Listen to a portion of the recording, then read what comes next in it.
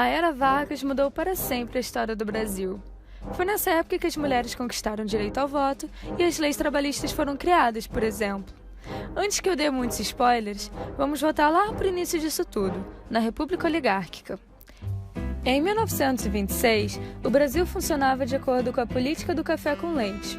Se você não se lembra, tem um vídeo aqui no canal explicando, mas, resumidamente, era um revezamento de presidentes entre São Paulo e Minas Gerais. Esse esquema funcionou perfeitamente por 36 anos, até que o presidente paulista Washington Luiz decide estragar tudo. Ele indicou como seu sucessor outro paulista, Júlio Prestes. Desse jeito, ele estava rompendo com a política do café com leite, já que, segundo a lógica, era hora de nomear um sucessor mineiro. Assim, o governador de Minas ficou boladíssimo e chamou toda a galera que estava insatisfeita para criar a Aliança Liberal. Esse partido novo contava com tenentistas, empresários, industriais, a classe média, mas principalmente os militares. Eles tinham como objetivo reformar a política e economia do país, declarando o voto secreto e implementando reformas trabalhistas. Dessa forma, eles lançaram nas eleições Getúlio Vargas concorrendo como presidente e João Pessoa como seu vice. As eleições aconteceram em março de 1930 e a chapa do paulista Júlio Prestes saiu vencedora. Tudo bem, até que em julho, João Pessoa, o vice do Getúlio Vargas, foi assassinado. O responsável pelo seu crime foi Duarte Dantas, seu adversário político, que era um advogado e jornalista apoiado pelos coronéis. O governo federal acabou como culpado por esse atentado, e a partir daí é claro que a galera da Aliança Liberal ficou empoderadíssima, criando uma rede de contatos militares para depor o Washington Luiz. Dessa forma, em 1930, eles ajudaram Getúlio Vargas a realizar um golpe de Estado, e assim se tornar o próximo presidente. Esse acontecimento ficou conhecido como Revolução de 1930 e deu início à Era Vargas. A partir daí, se iniciou o governo provisório, onde Vargas tinha o objetivo de centralizar o poder em si, com o apoio dos seus amigos tenentes, e reformar o modelo político brasileiro, para que nenhuma oligarquia encostasse no poder novamente. Para isso, ele anulou a Constituição de 1881 e simplesmente expulsou os governadores de estado, colocando no lugar a galera de sua confiança, os interventores. Beleza, e a economia? Lembra que a principal atividade econômica do Brasil era o café? Que com a crise de 29 as vendas foram para o fundo do poço? Para evitar a queda no grão, Vargas ordenou que queimasse o que fosse produzido em excesso. Foram 78 milhões de sacas, quantidade suficiente para garantir o consumo mundial do produto durante 3 anos. Acontece que ele não era tão bobo e sabia que o café já estava em decadência, por isso começou a investir pesado na industrialização, com o objetivo de substituir as importações. Ou seja, para você parar de importar dos gringos e comprar um produto industrializado BR, alimentando o mercado brasileiro ao invés de tirar o dinheiro do país. E onde está a oligarquia paulista no meio disso tudo? Eles estavam boladíssimos com Getúlio Vargas. Os paulistas tinham perdido todo o poder com a entrada do interventor, que era um militar, e não estava nem aí para os interesses da elite cafeeira. Assim, essa galera organizou vários comícios, exigindo a nomeação de um interventor paulista e civil, alguém que fosse parceiro deles. Para abafar toda essa confusão, Getúlio concede o desejo deles, criando ainda por cima um código eleitoral inovador. A partir de agora, o voto seria secreto, obrigatório e permitido a mulheres. Mas nem assim os paulistas ficaram de boa. Eles exigiam uma Constituição, já que no momento não tinha nenhuma, e novas eleições de imediato. A onda de manifestações se transformou em uma guerra civil que durou 2 meses, chamada de Revolução Constitucionalista de 1932. Eles falharam, mas pelo menos pressionaram um pouco Vargas, que a partir disso convocou novas eleições em 1933, para que formasse uma Assembleia e uma Constituição. Assim, em 1934, nasce a nova Constituição, estabelecendo o mandato presidencial de 4 anos, o alistamento obrigatório, o ensino primário gratuito e a proibição do trabalho infantil, entre várias outras medidas. Dessa forma, são realizadas eleições indiretas e Vargas é eleito legitimamente presidente do Brasil, o que dá início ao governo constitucional. Essa época foi um reflexo do que estava acontecendo na Europa, o crescimento de movimentos extremistas que eclodiram na Segunda Guerra Mundial. No caso brasileiro, esse cenário favoreceu a radicalização da política. Na extrema-direita, foi criada a Ação Integralista Brasileira, a AIB, inspirada no fascismo italiano.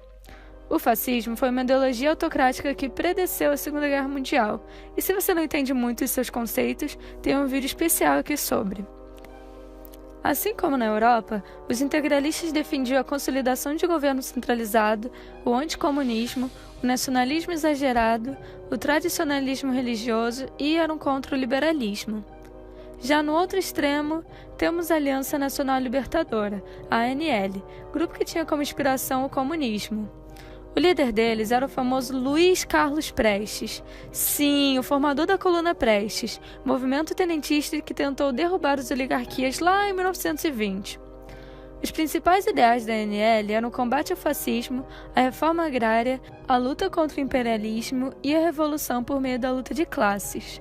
Vale-se ressaltar que ambos partidos usaram da violência para propagar seus ideais e que todos os regimes extremistas na história, seja de direita ou de esquerda, foram responsáveis por milhares de mortes e repressões.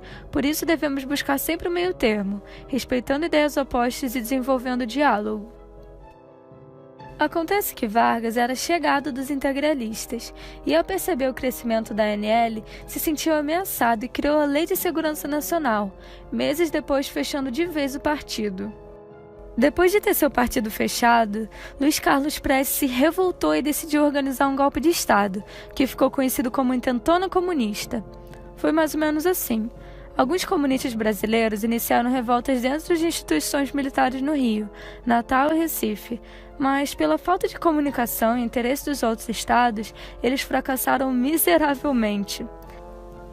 Vargas conteve facilmente esse movimento, reprimiu muitos seus integrantes e ainda usou desse acontecimento para dar outro golpe de Estado.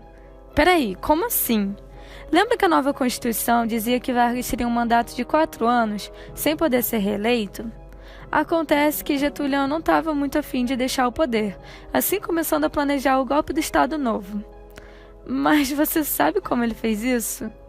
Em 1937, já no último ano de seu mandato, ele transmitiu na rádio Hora do Brasil um anúncio que assustou o país inteiro. Foi descoberto um documento comunista com plano de assassinar e sequestrar autoridades políticas, gerando caos no Brasil. A União Soviética está por trás de tudo. A partir do medo que esse documento gerou na população, Getúlio declarou estado de guerra contra a ameaça vermelha. A partir disso, ele fechou o Congresso Nacional e passou a ter controle total sobre os poderes. Getúlio ainda fez uma nova Constituição, totalmente autoritária, que ficou conhecida como Constituição Polaca. Agora, olha só que safadeza. Na verdade, não existia nenhuma ameaça comunista. Isso foi tudo um plano da Ação Integralista Brasileira, a AIB, para que Getúlio pudesse dar o golpe e continuar mais 8 anos no poder. Esse documento falso ficou conhecido como Plano Cohen e foi a maior fake news que o Brasil já viveu. Assim, se inicia o Estado Novo, ou ditadura varguista, já que a nova Constituição era super centralizadora, dando a si mesmo muito poder para mandar na coisa toda. A partir do golpe, Getúlio acabou com as eleições e com os partidos políticos, nomeando de novo interventores para cada estado, só a galera da confiança dele, dessa forma diminuindo a autonomia federativa. Getúlio também concedeu vários direitos trabalhistas, um movimento conhecido como populismo, que aconteceu de forma parecida na Argentina de Juan Perón. Entre as medidas populistas estava a criação do salário mínimo, da carteira de trabalho e da justiça trabalhista. Com essa estratégia, ele evitava que o povo fizesse greves e se juntasse aos comunistas.